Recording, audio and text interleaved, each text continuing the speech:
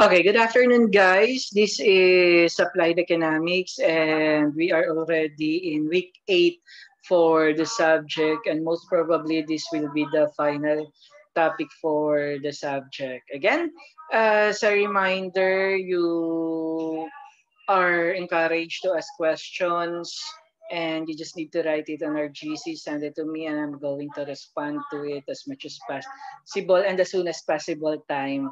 Medyo nahuli tayo because I am caught up with several work for today and some meetings that I have to attend to. At medyo mahaba ito. Another thing for this session is that I am going to send you separate documents where in you're going to answer all the activities that I will be requiring you to do for this week. Okay, it is not included in this PowerPoint, and practically what you will I will be discussing are just theories with regards to international trading, which is our final topic for this one. And yung mga hindi makaka-access ulit, yung apat, they are required to come to the school to get their module. A separate module will be given to them. Okay? So this is industrial policy and the need for institutional reforms in international trade, policy making, and negotiation. Okay? So questions, doon lamang tayo sa ating GC. So we will be discussing industrial policy, current international framework on international trading and negotiations, current issues, proposal to create the Philippine Trade Representative Office. We're going to discuss it one by one. Mhm. So to start with, we are with industrial policy. So every countries have risen out of poverty through the process of industrialization. As we have discussed during our principles of management naman kasi, all highly industrialized countries all over the world did not establish themselves as such overnight, 'di ba? Dumaan sila sa maraming proseso on how to improve yung kanilang economy, dumaan sa maraming downfall, dumaan sa maraming tests on how they are going to create an economy suitable for the purpose of their national needs. Okay, it involves the following elements: qualitative increase in the use of capital and machinery, and increase in labor and productivity. So when we talk about increase of capital and machinery, for you to be able to establish a business, you are always required to come up and make use of a capital, 'di ba? You are not going to establish anything, any profit earning business without a capital. And basically, for you to do so, you have to source out the capitals in every possible way that a country may offer, or a foreign assistance may be offered. Kasi it doesn't really matter if you are going to, if you are self-sustaining, or you are borrowing capitals from other country, as long as you make the best use of those capitals, babayaran naman ng utang, di ba? Hindi natin sinasabi na kapag utang, masama. Ang sinasabi natin, kapag utang, we should be magnifying the resources. And another thing is increase in labor productivity. How do you increase labor productivity? Una, you need to train your people. Train your people, provide skills training, augmentation of knowledge, exposure with several industry-related knowledge and activities that you may be able to use for your advantage once these people have gained these skills and knowledge. Okay? And next is the large-scale production of goods of high technological content. Kasi pag during the time nung nagsisimula pa lang yung industrialization all over the world kasi, nandun tayo sa mano-mano na proseso ng paggawa ng mga produkto, di ba? And practically, kapag mano-mano yan, yes, you make use of a lot of labor force. Ang problema kasi natin dyan is masyado siyang prone sa mali, pagkakamali. At the same time, medyo mababa yung kanyang productivity rate. Unlike during the time of industrialization na yung mga the use of machines are highly encouraged. At the same time, ito pa ang nagiging basis of competition among industries na we get to be ahead with our competitors kasi we are using the state-of-the-art technology na pwede nating makuha for us to be able to maximize our production, di ba? Kasi the main objective is to earn more profit. And how are you going to earn more profit? You produce a lot of goods, tons of goods for you to be able to sell a lot of them at the same time earn from this sales, okay? So with industrial policies, strategic integration into the global market is every country needs to participate with with international trading, 'di ba? You need to integrate yourselves to the global market. And how are you going to do that? You try to offer, number one rule is yung product na may surplus kayo sa country ninyo. Kung masyado itong marami within our country, why not we look for another avenue where we can sell these products and there is a demand for these products. Diba? Hindi naman natin ibinebenta kung ano ang kulang natin, ang binibenta natin kung ano ang marami tayo at kung ano yung sobra tayo. But the thing with regards to strategic integration kasi is that it is actually a national policy for every country. Aside from the defense alliance, kailangan din kasi meron tayong you call that alliance and also coordination for a concerted economic growth, 'di ba? Kasi hindi pwedeng ang isang bansa is highly self-reliant and self-sustaining na hindi siya nakikipag trading sa ibang bansa at lahat ng pangangailangan niya is isusustain niya. Otherwise, if we are going to look into North Korea, tama ba? North Korea. North Korea's economy kasi is that they are trying to self-sustain pero hindi natin sinasabi na lahat ng kailangan nila ay sapat para sa mga tao nila. Okay? Hindi natin sinasabing ganun. Bakit? Kasi most probably what they are doing is they tend to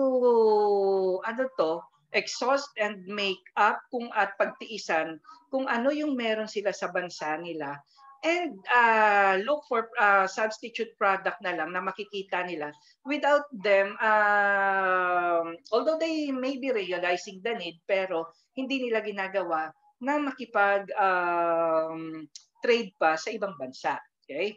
Meron siyang mostly negative effects and then some positive effects din naman if you are doing that. Okay?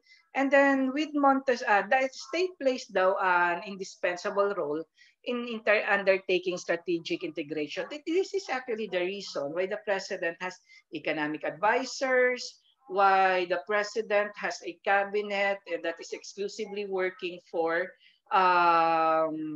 identifying economic opportunities and advising the presidents for every economic programs na makakatulong sa bansa.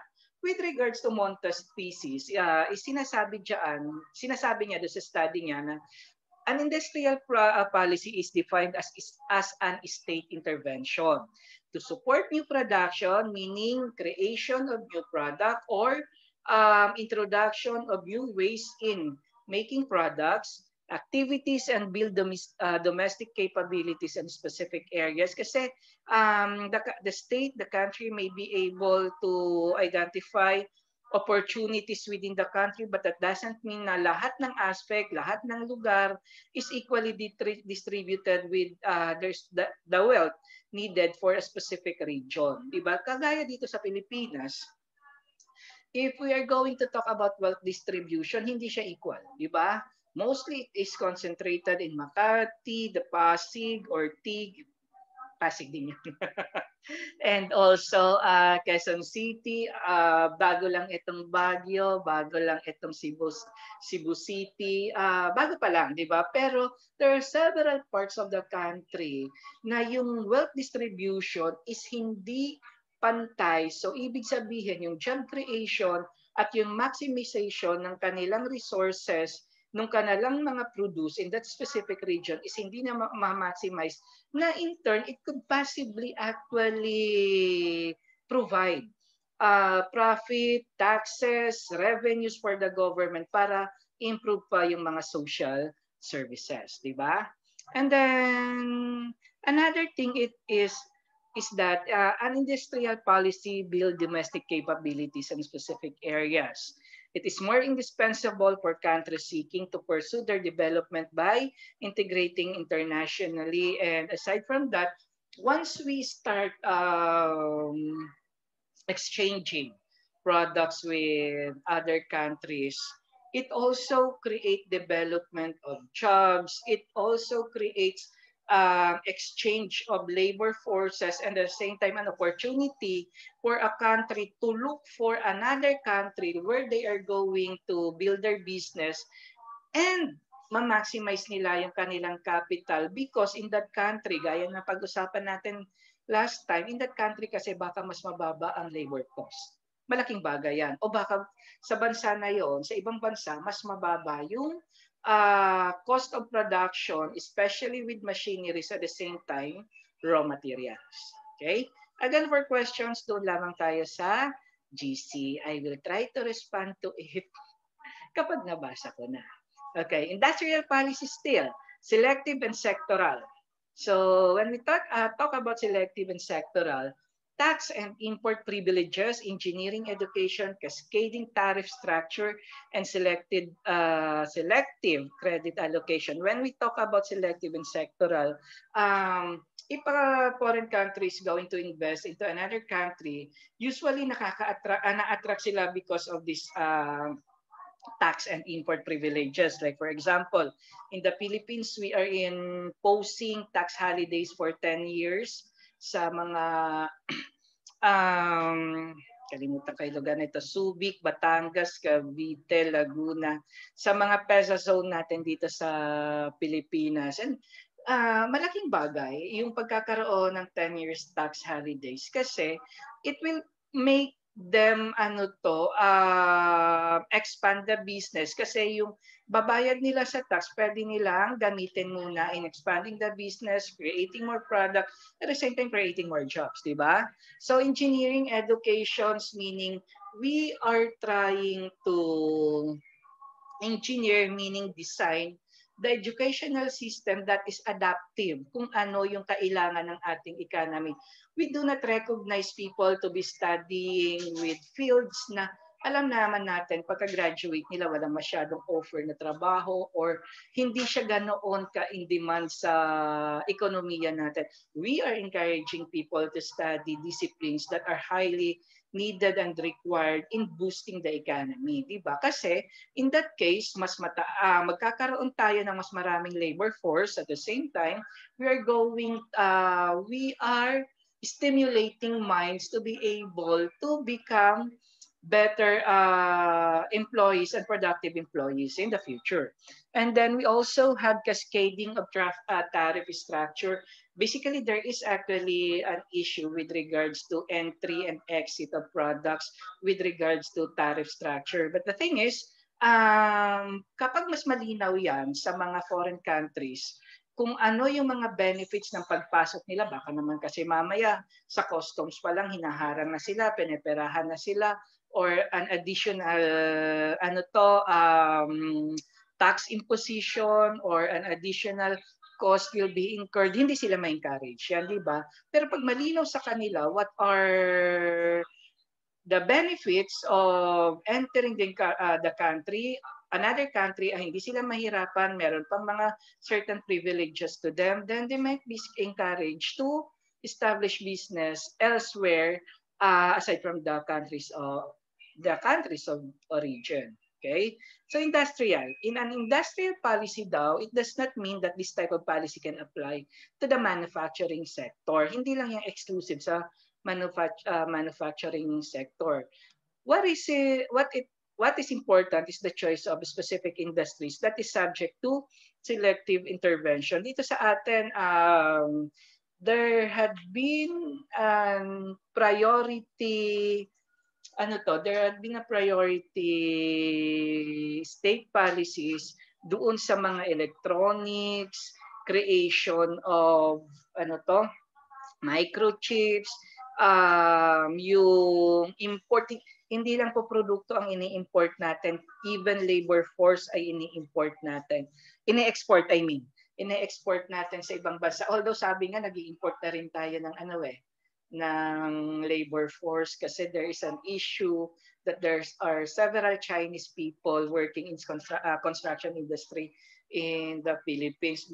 Pero hindi pa yan nangyayari and hindi yan totoo sa lahat ng industry sa Pilipinas. At the same time, the entry is even questioned, di ba? But for us Filipinos, we actually export labor force in several other countries, okay? And then, industrial policy daw involves targeting justified from development objectives. Ano ba yung direction natin? Kasi dito sa Pilipinas, simula pa nung panahon ni Fidel Ramos actually, we are actually directed in boosting our economy para maging technologically competitive with our neighboring countries. I don't know if you are going to agree with me.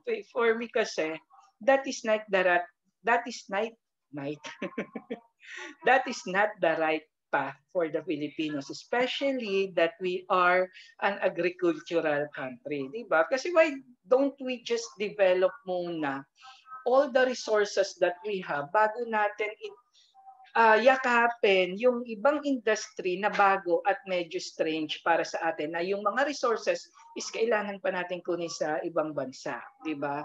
So, ang sinasabi dito, an industrial policy should actually strategically look doon sa ating present resources and the same time yung mga kakayahan at knowledge ng ating mga labor forces for us to be able to maximize what we have as a country. Okay? So the objective basically has to focus on that. Industrial policy imposes and stresses the strains on international trade regimen. Okay, so basically when we talk about, again, with industrial policy, it provides emphasis doon sa international trade regime. Hindi porket member tayo ng several trade organizations is pwede na lahat ng produkto natin pumasok sa iba't ibang bansa. There are a restriction on number one, anong klaseng produkto, and number two, safety ng produkto, and number three is yung volume ng mga produkto. Hindi porket marami tayong abaka, lahat na ng abaka natin is dadalhin natin sa ibang bansa. No. The volume is also restricted, 'di ba? So dapat alam 'yan ng mga ng ating mga businessmen who are into exporting products in the Philippines. Hindi yan export as you wish. You need to adhere, you need to follow the government restriction. At the same time, yung restriction rin ng pagpapasukan ninyong bansa ng inyong mga produkto. Okay? So let's move on. Ang bilis ni Sarah na. With the current institutional framework on trade negotiations. Okay? So apat lang yan, nasa pangalawa na tayo. Okay? So if you have questions, doon lamang tayo sa ating GC. Institutional framework. There are several government agencies that are currently involved in trade policy setting and trade negotiations. Okay? This is very important for them to be able to validate, evaluate, and make recommendations to the President as to which specific industry we should be focusing, ano yung dapat nating bigyan mo, isang tabi muna or i-relax muna, and saan tayo dapat mag-focus. Okay? So these government agencies include the Committee on Trade and Related Matters, the Department of Trade and Industry, the DTI, the Department of Agriculture, the Department of Foreign Affairs, the National Economic and Development Authority. I believe you already have an idea as to the specific function of this government agency. And basically, one of their important duties and functions is to provide advices and recommendations to the president with regards to economic trading, specifically international trading of the Philippines. Okay? So interagency involvement is by agreement. So when we talk about interagency, one country coordinates with another country who are working on the same level, who are concerned on specific things, and then they try to come up with policies and regulations for them to be able to provide a mutually beneficial policies for trading. Okay? So, ano-ano yung mga World Trade Organization matters? So, we have there the Technical Committee on WTO matters, the Philippine Permanent Mission to the WTO. Hindi natin ito masyadong naririnig, but basically they are an economic arm of the government. The Joint Coordinating Committee for NAMA. And then we also have the ASEAN or APEC. The president is currently participating with ASEAN meeting. Okay, so that is an important role of the president for them to be able to talk and address issues with regards to international trading, specifically in the ASEAN lang naman. Although the Philippines is a member of several other international trading organizations. Hindi lang itong ASEAN and APEC and the WTO. So we also have here the bilaterals, the Philippine, which is headed by the Philippine Coordinating Committee. Okay? So on the related matters, so ano yung mga ginagawa nila? They advises the President and the NEDA board on tariff and related matters. Hindi natin sinasabi na porket kailangan natin ng mga investors dito sa Pilipinas is we are going to compromise na yung ating mga local industries, di ba? It is always imperative that you put the welfare first of the Filipino traders, di ba? But it is also important and encouraged that we participate in international trading simply because the economic coordination provides a massive assistance in job creations, tax collection ng ating bansa that is in turn used for social services. Okay? So, they also coordinates agency positions and recommends national positions for international economic negotiation. There is that operative word na negotiation. So ibig sabihin, yung ating restrictions, yung ating policies with regards to international trading must be discussed with other countries who will be affected by these policies positively or negatively so that they will be aware on how to conduct business in the country. It also has 3 levels. The committee proper, the cabinet level, you have your Congress. No. The cabinet level, meaning the president's arm, yung mga secretaries niya. We also have the technical committees, the undersecretaries and directors, and also the subcommittees. Okay, these people tries to recommend, evaluate, and come up with policies that somehow ang ano lang naman dyan kailangan is beneficial and advantageous to the Filipino. Kasi if you're going to make policies that are if you are going tumatawag si Ma'am Beltran. Wait lang. If you are going to make policies kasi na hindi magiging beneficial dito sa ating mga bansa, sa ating mga Pilipino, you are not being a Filipino, you are making your fellow Filipinos suffer, di ba? So ang sinasabi natin, if an economic policy will be formulated, dapat it should be beneficial doon sa mga Pilipino. Okay? You should always You should always remember that. So let's move on with the DTI, the Department of Trade and Industry. It takes the primary role in negotiating the DTI. Their duties takes the primary role in negotiating and reviewing international trade agreements. Okay? So they are the ones who spearheads the negotiation and the review international trade agreements and try one of the best duties nila, or one of their primary duties is to ensure that it is going to be beneficial to the Filipino consumer and also to the Filipino traders. They also develops, promotes, regulates trade industry and investments. They do approve yung mga products na i-create, ibebenta sa market. They do approve business permits, etc. They develops foreign trade policies. They promotes exports, and lahat yan dumadaan sa kanila.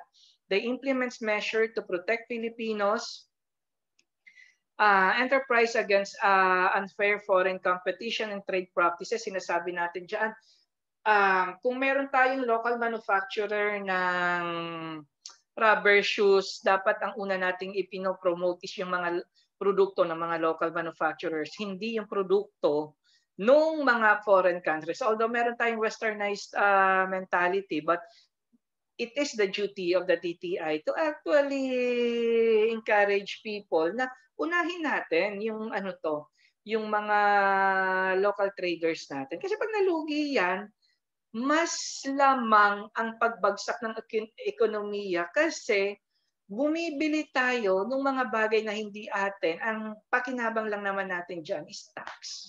Nagigets niyo ba? Okay, and then they also regulates importation.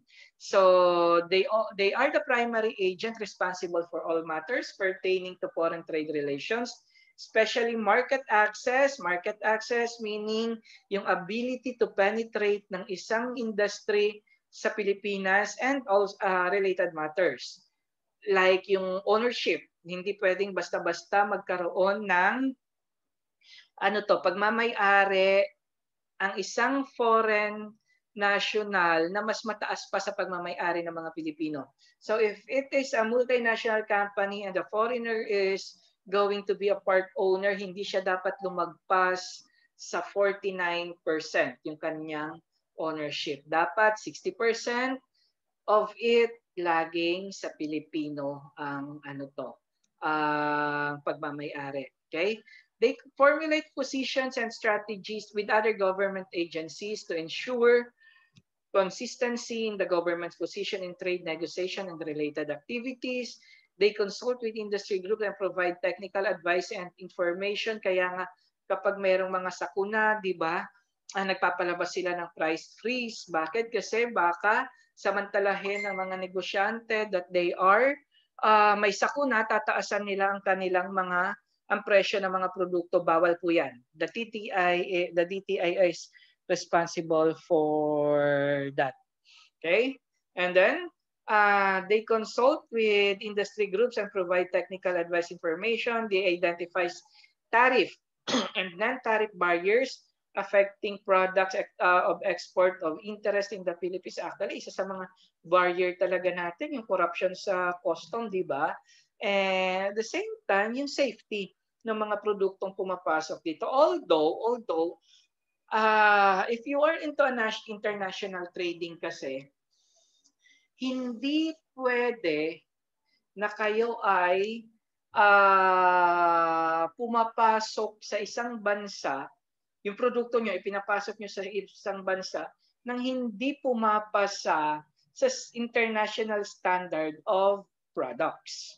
Okay, sa international quality standards. Sasabihin nyo, sir, bakit po may mga nakakapasok na galing sa ibang bansa na substandard yung kanilang mga produkto, madaling masira, mura pero madaling masira.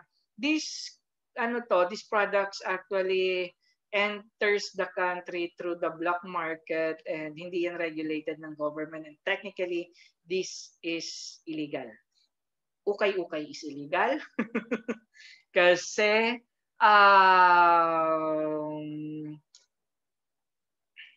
i-upload ko pala ito sa YouTube, no?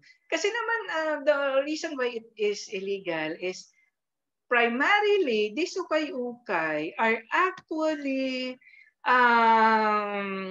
collected by government agencies of the first world countries.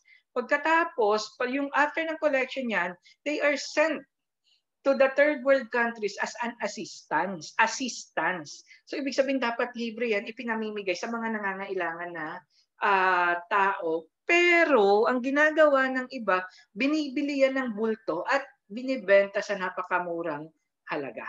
Okay? Alam niyo na. So, still with ano to, hindi na pala DTI, Department of Foreign Affairs. They conduct the country's foreign relations, serves as the channel for matters involving foreign relations. They negotiate treaties and other agreements. They promote trade, investments, tourism, and other economic relations with other countries. Basically, their primary duty is to provide coordination with regards to economic activities of this country with another country. Okay, yun lang yun, hindi yun lang. Isa yun sa mga importanteng function ng Department of Foreign Affairs. Okay, so the office of the DFA is involved to international trading under the Undersecretary of International Economic Relations. There is a specific person for that. Under din yan ng Office of the Undersecretary for United Nations and International Organization. Another person is charged with that. And the Office of the Undersecretary for Policy, lahat yan, part ng DFA office. Okay? So the National Economic and Development Authority, this is NEDA. The Central Economic and Planning Agency that is constitutionally mandated and primarily responsible for formulating social and economic policies, plans, and programs. Primarily, NEDA is concerned with economic and development, okay, of the country. They make researches, they coordinate with the regional directors, their municipal staff, for them to be able to come up with data, for them to be able to gather data and come up with the best recommendation regarding an economic condition to the President. Importante ang kanilang role. We also have here the Department of Agriculture. They provides domestic support and exploits market access and advantages. So the Department of Agriculture primarily is responsible in supporting our farmers, the agricultural sectors who may need their assistance for them to be able to maximize yung kanilang production na ipinapadala nila sa ibang bansa. Okay? And they exploit market access advantages. Sila yung gumagawa ng way so that yung yung ating mga produkto who are ready for export gets market access na ipapadala without any hassles at nalalagpasan yung mga, or hindi nalalagpasan, nasusunod yung mga imposed restrictions ng ibang bansa. Okay? So institutional framework, this is an interagency involvement according to agreement. So balik tayo doon sa mga ano na yan, sa mga international trading organizations and committees. Ayan, yung ASEAN, APEC, whatever. Okay. Let's move on to the current issues with regards to international trading. Okay? So number one is proliferation of bilateral trade agreements. Anong nangyayari dyan? There is a lack of transparency and coordination among government agencies. Yes. They function separately. They should be doing things together pero iba-iba yung kanilang ginagawa. Okay? They lack of consultation with industry and the private sectors. Nagiging basihan ng yung judgment nila, yung personal biases nila, etc. There is a need for re-examination of current policies kasi they may be obsolete, hindi na applicable sa panahon ngayon. There is a need for unified, coordinated approach to trade and tariff policy. The present tariff policy must be rectified, baguhin, ayusin, and they update. Kasi iba na yung industry practice natin ngayon and iba yung trading activities, nag-iba na rin, di ba? So we need to update that. And also, the lack of transparency. Ayan na. So, anong nangyayari dyan? lack of consultation with industry and the private sector, laging importante kasi you may be very good with regards to theories as a person, economic person, but the problem is you do not have knowledge with the actual things that are happening on the ground. You are not going to judge it well. There is a need for examination of current policies, yes. Need for unifying. So, lack of consultation with industry and private sectors, parang eto na yung sunod-sunod natin na pinag-usapan kanina, ano, ina-highlight lang niya. Okay, so punta na tayo sa last. The proposal to create the Philippine Trade Representative Office. Question, kailangan pa ba yun? Philippine PTRO, Philippine Trade Representative Office. Okay, so the country daw shall pursue a trade policy that serves the general welfare, creates jobs, ensures food security, rural and industrial development, and utilizes all forms and arrangement of exchange on the basis of fair trading. Okay.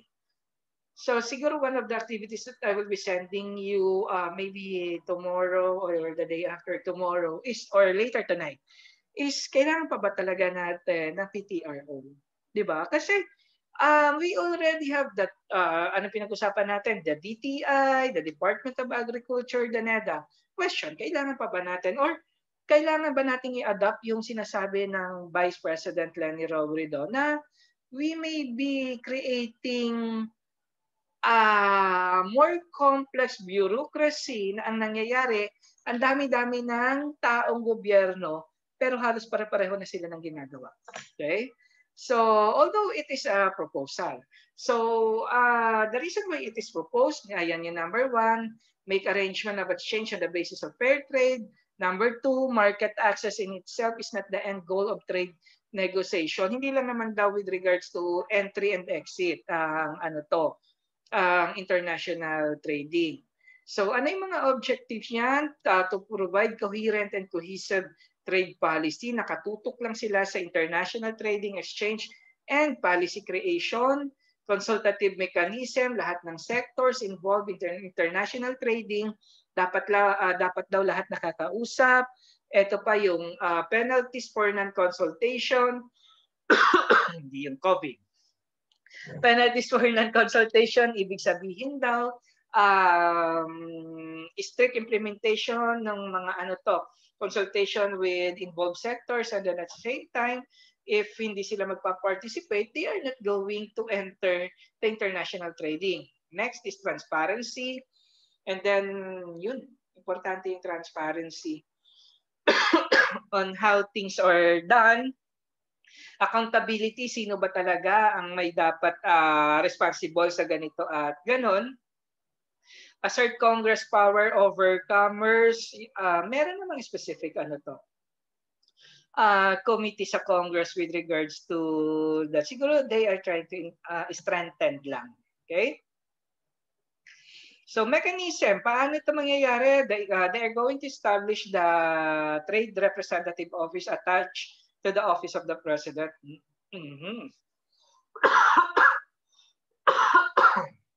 May COVID na ako. Okay? Trade representative, and there will be three deputies who will be tenured but with limitation in appointment as well as post-tour of duty. So para may secretary and then may tatlong undersecretary. Then strong trade representative ang tawag nila. Strong research and data banking arms, using technology, using people on the ground, strong legal support, interagency coordinating committee, multi-sectoral advisory committee, and then also the congressional oversight committee. So these are the functions and people who will be making up the proposed PTRO. Okay, so functions down ng PTRO: conduct research and legal studies to enhance trade policy formulations. They need to obtain, collate, and maintain a database for present and future projections of what will happen to the international trading industry in the Philippines. They need to also consult stakeholders, formulate the Philippine trade position. Kailangan daw mas updated, kailangan mas documented yung mga trade positions, and then negotiate trade and investment agreements, advise the press and Congress regarding the trading situation of the country, assert and protect the country's interest under all trade and investment agreement. Okay? So, questions? Ayan, doon kayo magtatanong sa ating GC. Okay? So, I am going to provide you a document where your 5 or 6 activities for the week are written. Okay? So, no questions. Thank you, everyone. This might be the last topic for the subject. Okay?